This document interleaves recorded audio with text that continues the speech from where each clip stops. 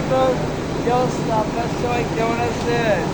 ঈদের ছুটিতে বাড়িতে যাবো বুঝছেন, কারণ আমাদের বাচ্চারাতে কাজ শেষ, আজকে বন্ধ দিয়ে দিবে, অফিস থেকে স্যালারি সব দিয়ে দিবে, বাড়িতে চলে যাবো। বাচ্চা বার করতেছি।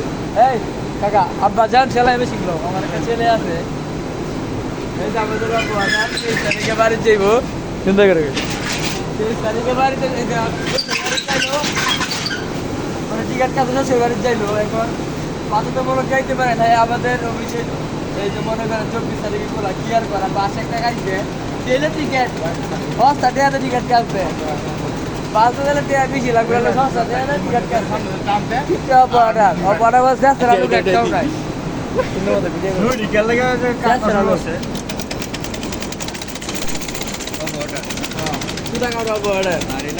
এইটা তো আমার ফুল আইডে। হ্যাঁ, অন্য ধরে দিব করে বেলা আমার সিরিয়া দেন।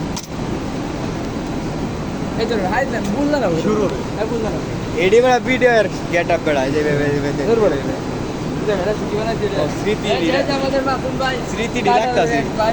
মাসুম ভাই তো অনেক অনেক মিস করবো, আর কথা হবে না, আশাও হবে না। মাসুম ভাই তোমার কাই লাগে বাই বাই। জানে জানে এই